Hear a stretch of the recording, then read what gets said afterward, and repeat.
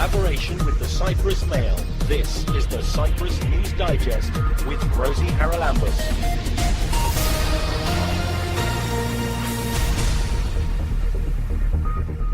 I suppose it's not surprising that with March the 8th being International Women's Day, many of the events in Cyprus over the last week or so and continuing next week have to do with gender issues. If you were with us last week, you'll have heard us talking to one of the trio of leadership in UNFICYP. Well, we continue this week with two others, the Special Representative of the UN Secretary-General and Head of Mission in Cyprus, Elizabeth Spehar. There isn't yet a level playing field. Women again have to shoulder certain burdens that men don't, and if they don't get the extra support, it will just be that much harder for them to do it. So we need to level the playing field. And the Force Commander, Major General Charalambous. When I was more junior, it was certainly, I wasn't seen as equal. You had to really work twice as hard to be considered equal. And sometimes, I was dismissed and my voice wasn't as valued as those as my male colleagues. Another event organised this week was a follow-up to the visit last autumn of two of the members of the Women's Northern Ireland Coalition. And a report has been published, and it was launched earlier this week, on the role of civil society and gender in reconciliation. Ways to outreach to women outside of Nicosia, including and involving more women in talking about peace and security and what that means to them, hearing from women what issues matter to them. And finally, another event, this time organised by the Embassy of Sweden.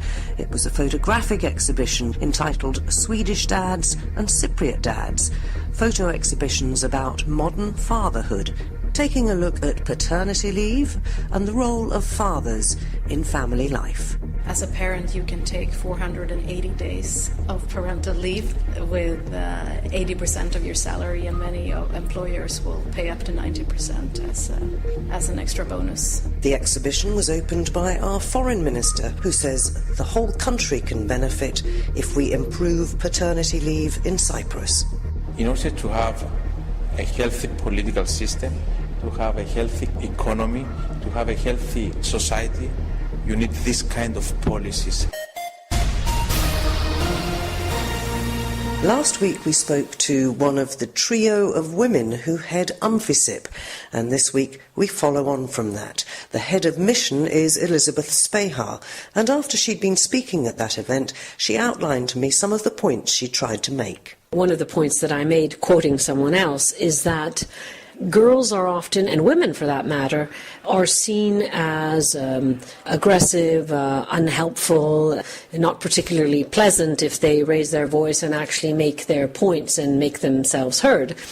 But these are the very same qualities that in boys and men we tend to rather value. And so one of the things we need to really work on is how we understand the role of women in our societies and in peace and security, in peacekeeping missions, which we were talking about today, and also how we should understand leadership today and beyond, further into the 21st century.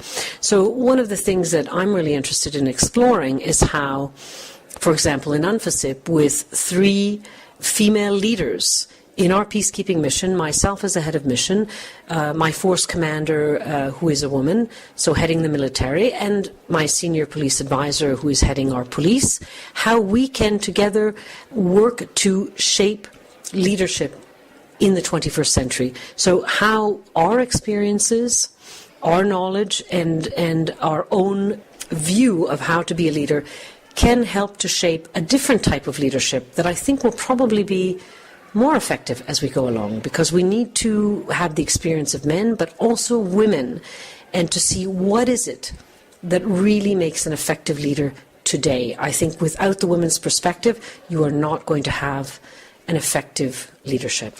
We'll come on, if we may, in a minute to the women's perspective, but talking about working with 2 other female leaders in UNFICYP, how different has that been than when you've been working with, I know you've had a female army leader before, but it wasn't 3 of you. So what difference does that make to the way you approach the problems? Well, it is interesting. I've worked very well with all of my colleagues at the senior level, male and female, and I do deeply appreciate and respect all of them. But it is quite interesting with the three of us female leaders right now. I really sense there's a kind of a synergy and an understanding and an energy among us that that is quite helpful.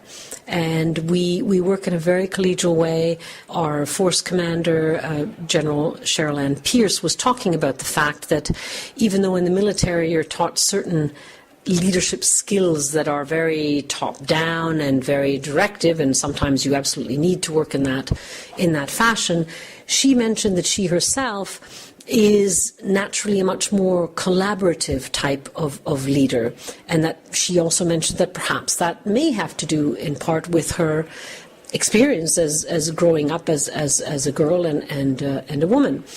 And I think that collaborative aspect of what often female leaders bring has helped us to really cut to the chase, be very honest with each other, and work together on solving a problem. And what about the reaction you get from the people you're actually dealing with? I mean, you're there meeting with the leaders of the two communities in Cyprus. You're very much on the cliff edge, as it were.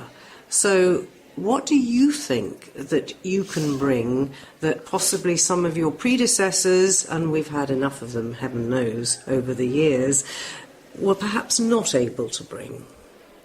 Well, I think I've been preceded by some very, very talented individuals, both male and female, because Lisa Buttenheim before me was also SRSG of UNFASIP, and I think they all made their contribution in their own ways.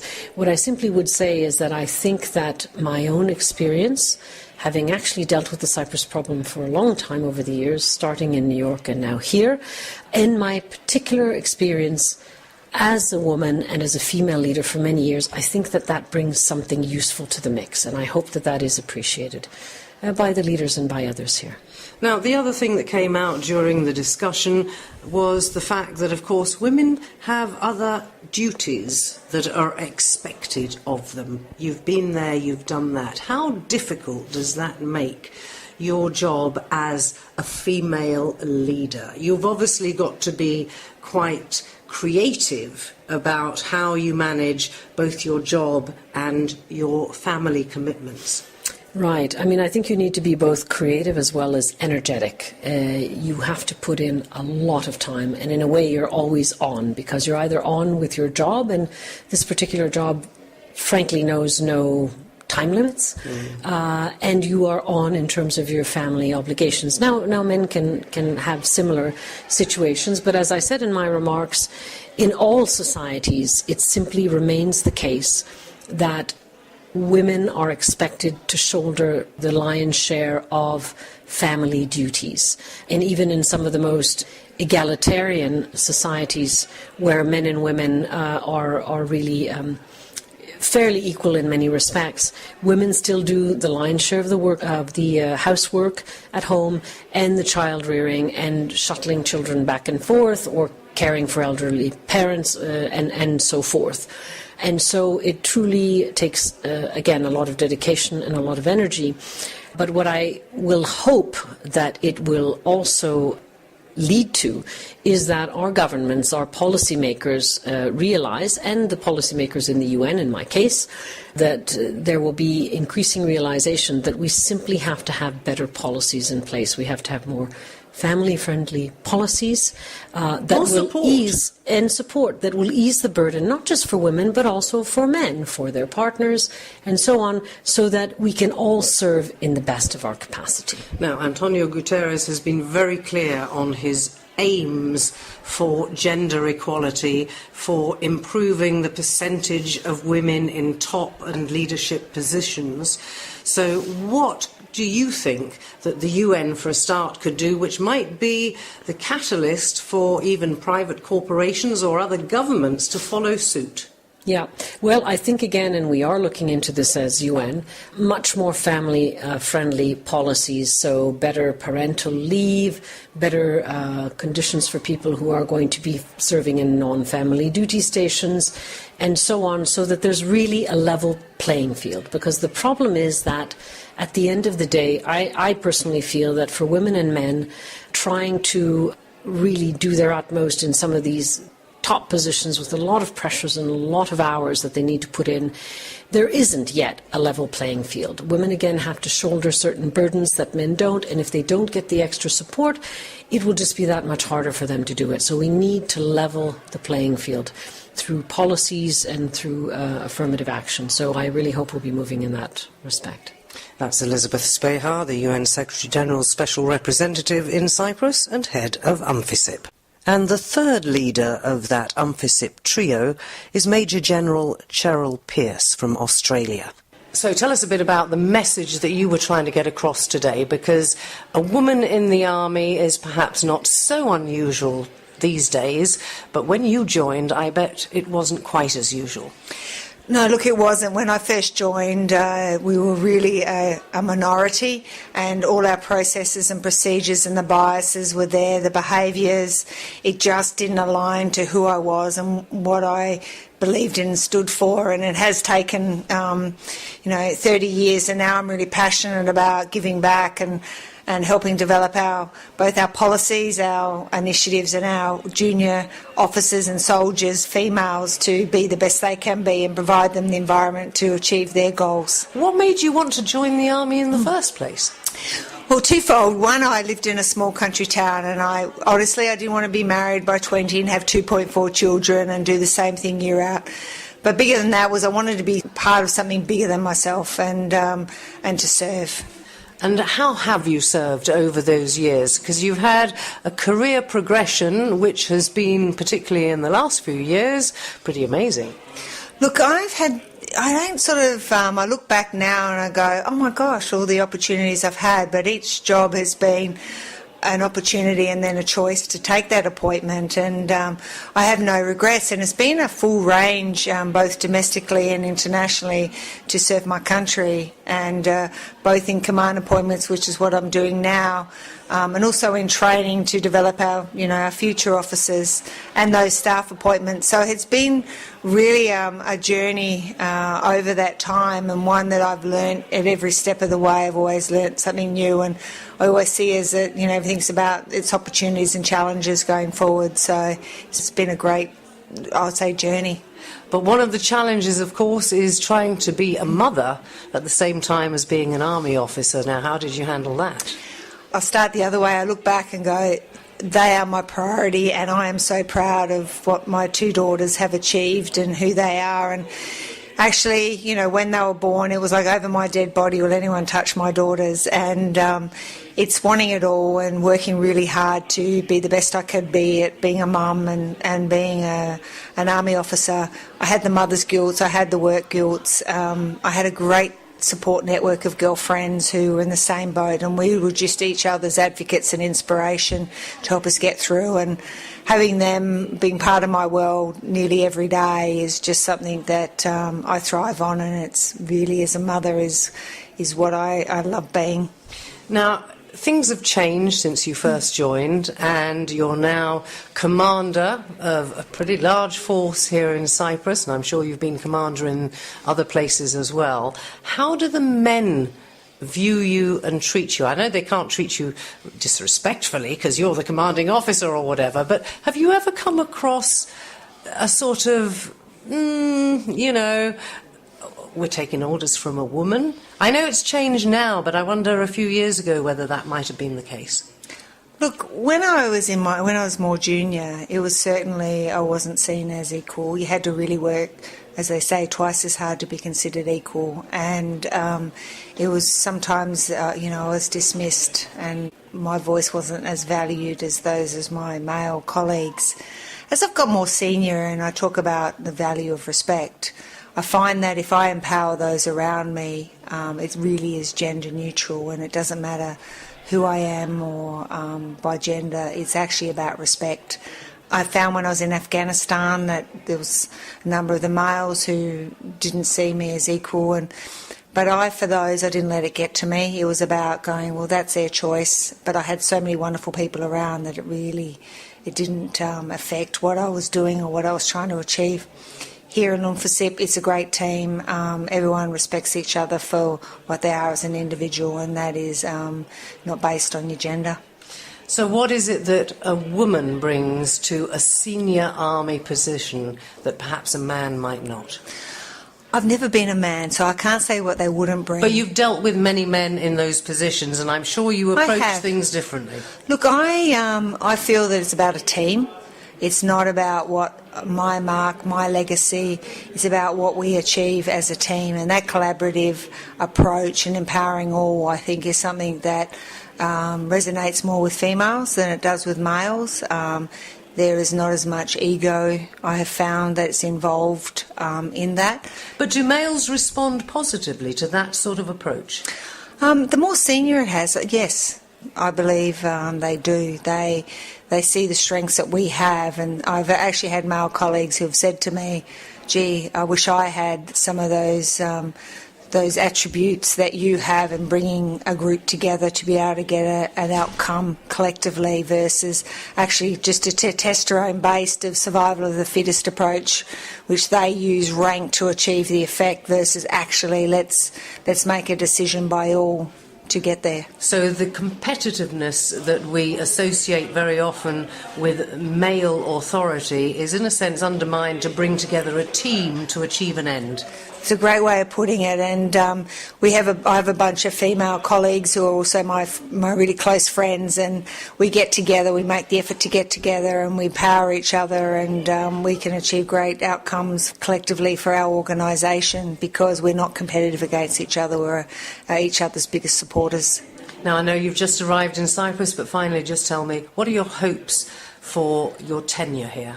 Look, my hopes for us is, for myself and for my team as the military force, is actually really to support the head of mission for her to achieve the outcomes, and for UNFICIP to assist in, for the government of Cyprus, for our leaders in the north, to be able to find a way forward, to really empower the people of Cyprus to have a decision and a choice going forward.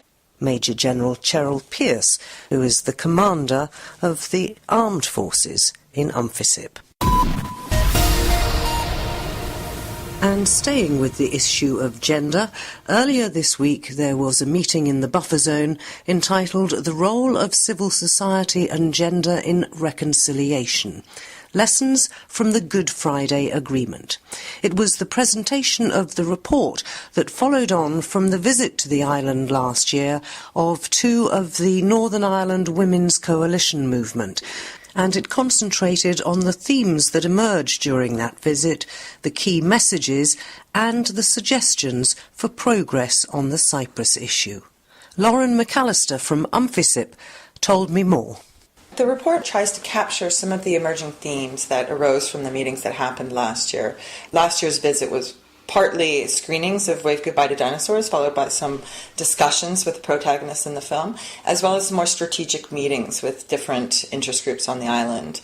So the report is a consolidation of some of the outcomes, including how to engage with women from different walks of life on the island, how women can be vanguards of the peace process in Cyprus and help move the process forward, as well as the report actually contains a lot of the follow-up actions that could support that process and that are continuing to happen on the island. So, what sort of processes?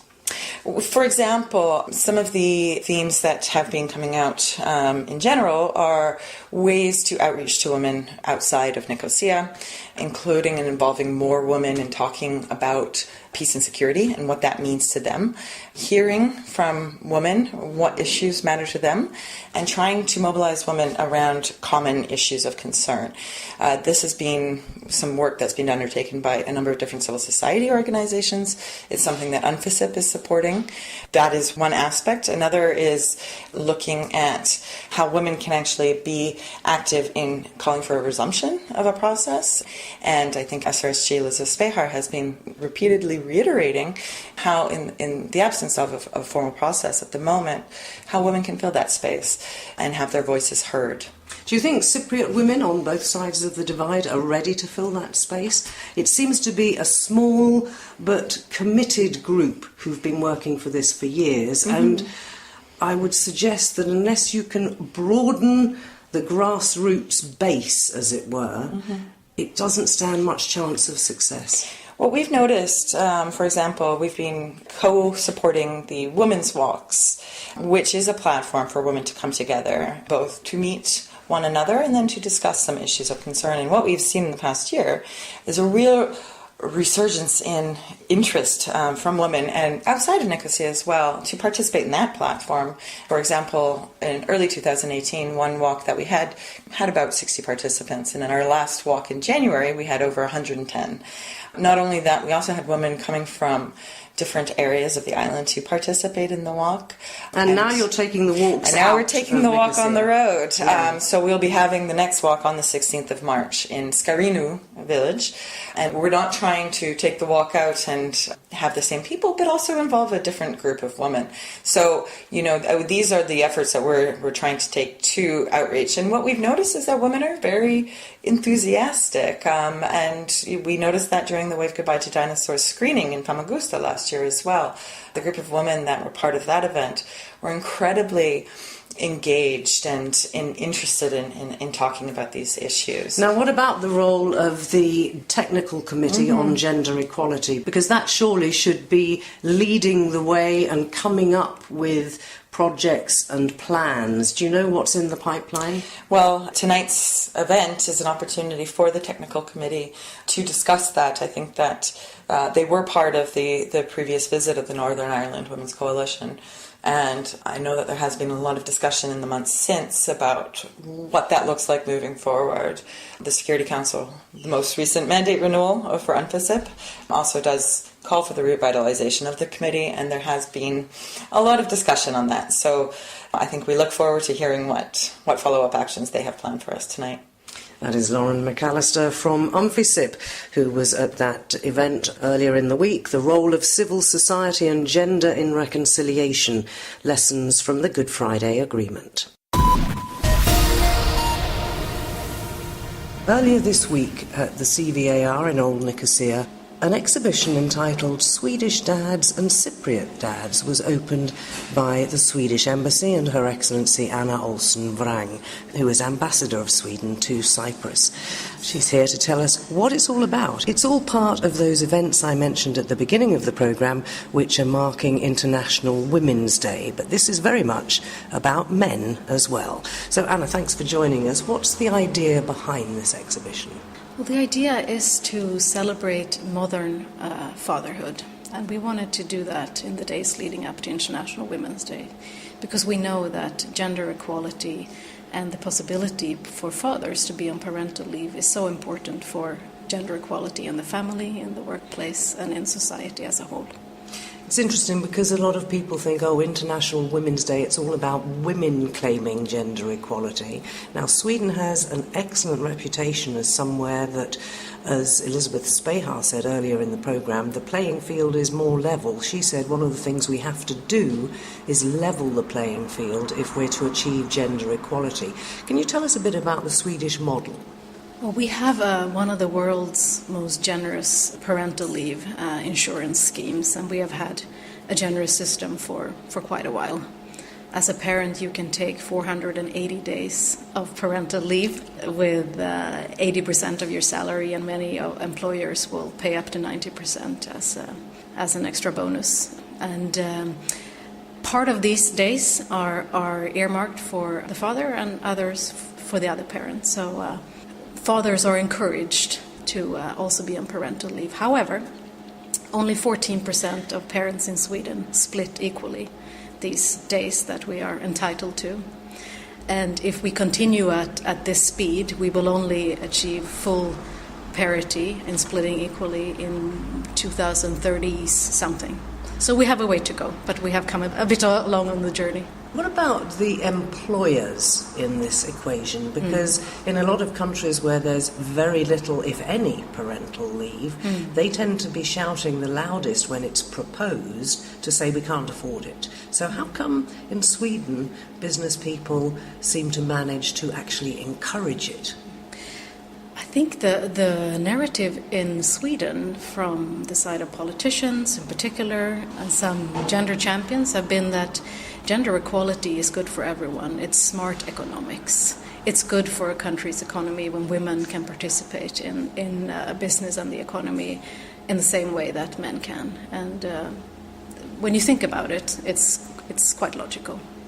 And what about childcare facilities after parental leave runs out, basically? Because that's also important, isn't it? It's no good having however many days or a year when they're just born if you then can't find affordable childcare so that you can continue on your career path. Right. This is another key tool in the toolbox of gender equality, if you wish to phrase it that way. I mean, you need a number of measures which will allow for parents to be able to have children stay at home and then have a good daycare facility, as you say. And we have a well-built system for that as well, where children can go to daycare from the age of 1, but actually not before that. So up till the age of 1, parents are supposed to stay at home with their kids. And it obviously works. Let's talk about the exhibition itself, because you've got the Swedish dads. Tell me a little bit about the photographer and the idea behind that, and then how you as an embassy encouraged Cypriot dads to also take part. Thank you for being interested in that. The exhibition has toured in 60 countries, so it's a Swedish photo exhibition that has been shown in many parts of the world, and it's been well received. And the photographer's name is Johan Bävman, and he became a father himself a few years ago, and he realized that he was lacking role models, male role models as fathers around him.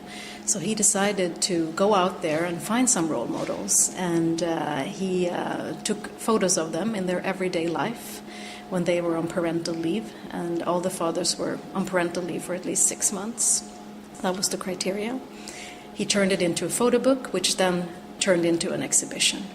And we are so happy to be able to bring that exhibition to Cyprus.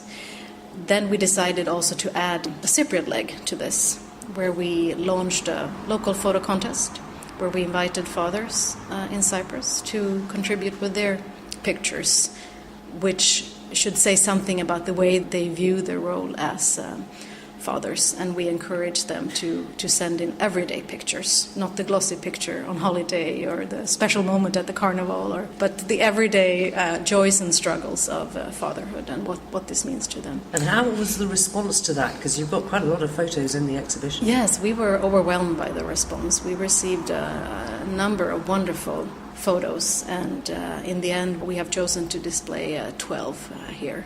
But the response on social media was overwhelming. So I think there is clearly an interest for these issues in Cyprus, just as my own country. Were you able to talk to any of the Cypriot dads about how parental leave does or doesn't work here? It's only very, very recently that men have been allowed, I think, to take a very small proportion of parental leave. That's correct. I mean, the embassy has been in touch with those that have been selected, of course, and they are all here tonight for the exhibition, and they're starting to arrive. So I look forward to interacting with them, and I will also follow up after the exhibition to see what responses they have received and compare it to the feedback that we're getting. So I think this can maybe be a good start of a conversation with some role models of Cypriot fathers. That exhibition runs at the CVAR in Ermou Street in Old Nicosia. It opened on the 6th and it runs to the 22nd of March. Well worth a visit. Our thanks to Her Excellency Anna Olsen Wrang, the Ambassador of Sweden to Nicosia, for joining us on this programme. The exhibition was opened by our Foreign Minister, Nikos Christodoulidis, who joins us now. You had quite a strong message to say about fatherhood and paternity leave, but the thing that struck me is that you were exalting the fact, shall we say, that we have 2 weeks. We start with 2 weeks in 2017. Now the law was amended. We have much more days. But what is important is, the first is that we started this. That was not the case before 2017.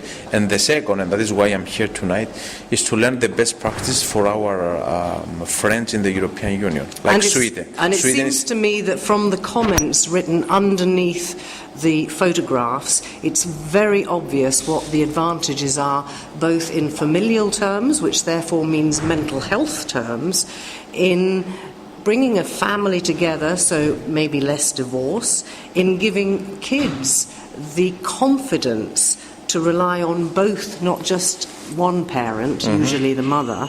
And then there's the economic thing. All those comments said even if we take only 80% of our wages then it's worth spending. But are employers in Cyprus willing to do this? I think that if we proceed with more amendments in the law that it was implementing right now, I'm sure that employers, they will respond positively, because this is not related just to 5 people, to 10 people, it's related to all of us. So all of us, they can see the benefits out of, following policies that is much more closer, much more progressive, like Sweden. And that's why I'm here, not just to send a strong support in this kind of events as a Ministry of Foreign Affairs, because we are trying also to add a new dimension in our foreign policy, like the issues of gender equality I mentioned before, but also to learn from those countries like Sweden, which is a pioneer on this kind of policies. Because in order to have a healthy political system, to have a healthy economy, to have a healthy society, you need this kind of policies, this kind of encouragement, which at the long run, it's going to be for the benefit of all of us. But the problem is, in Cyprus, where we are so new to this, how do you sell it, particularly to businesses? But even the business people, those that they own the business, they have kids, they have sons, they have daughters, and their kids are going to be benefited out of this. And at the same time, we have to think ahead. It is a huge mistake if we follow policies based on the current situation. What I'm facing today, for example, is not going to be the same situation that my daughters will face in 10, 15 years. So we have to work for a better future for all those young generations. So when can we see you putting this to the cabinet meeting and saying, come on guys, we need to adjust the legislation? Sweden has, 390 days? 1.5 years. And we have 2 weeks. 1.5 years. We need to do it a little bit faster than maybe we are. We tend to do things siga. I may start from my ministry, implementing in my ministry. Can you do that when it's not legislation? I have to check, but in all ministries of foreign affairs, not only in Sweden, they have this paternity and maternity leave of at least minimum 1 year. Of course, Sweden, they have 1.5 because they're pioneers. But I'm going to discuss the issue with Mrs. Emilianidou, the relevant minister who is in charge of those issues, and I'm sure that it's something that will proceed very soon. Well, let's hope so. That is our Foreign Minister, Nikos Christodoulidis, talking about paternity leave after the opening of that amazing exhibition by the Embassy of Sweden.